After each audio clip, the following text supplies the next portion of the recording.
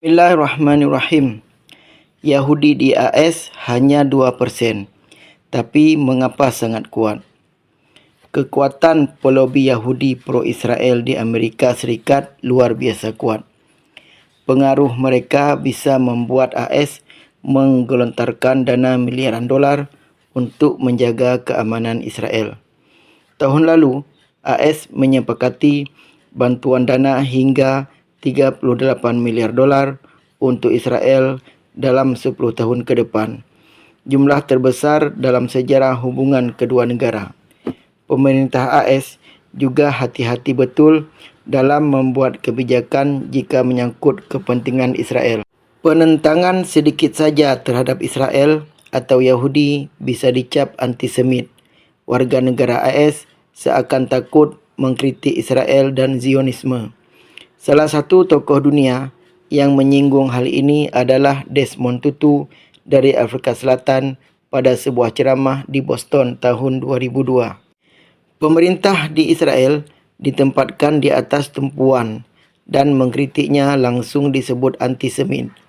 Orang-orang di negara ini takut untuk mengatakan yang salah itu salah karena pelobi Yahudi kuat, sangat kuat, ujar peraih Nobel Perdamaian tahun 84 itu.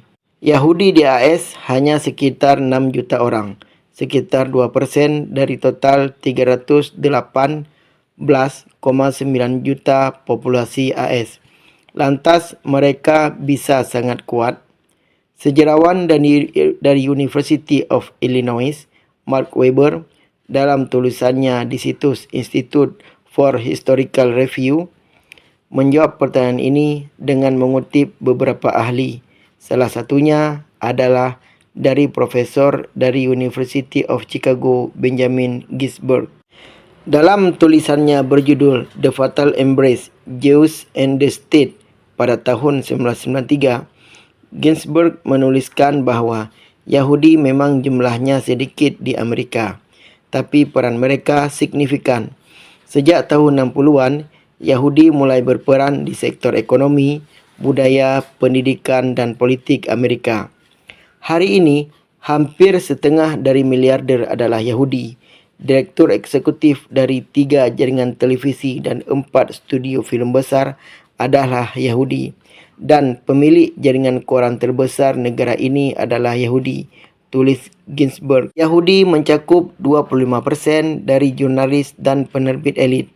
Lebih dari 17% dari pemimpin organisasi publik penting dan lebih dari 15% pejabat tinggi negara, lanjut Ginsberg lagi. Dalam literatur lain berjudul Jews and the New American Scene, terbitan Harvard University tahun 95, Yahudi disebut mencakup 50% dari 200 intelektual terkemuka Amerika, 20% profesor di universitas paling ternama, dan 40% pengacara di firma hukum New York dan Washington. Orang-orang kaya Yahudi di AS juga tidak segan menggelontorkan dana untuk calon pemimpin AS agar bisa mendahulukan kepentingan Israel.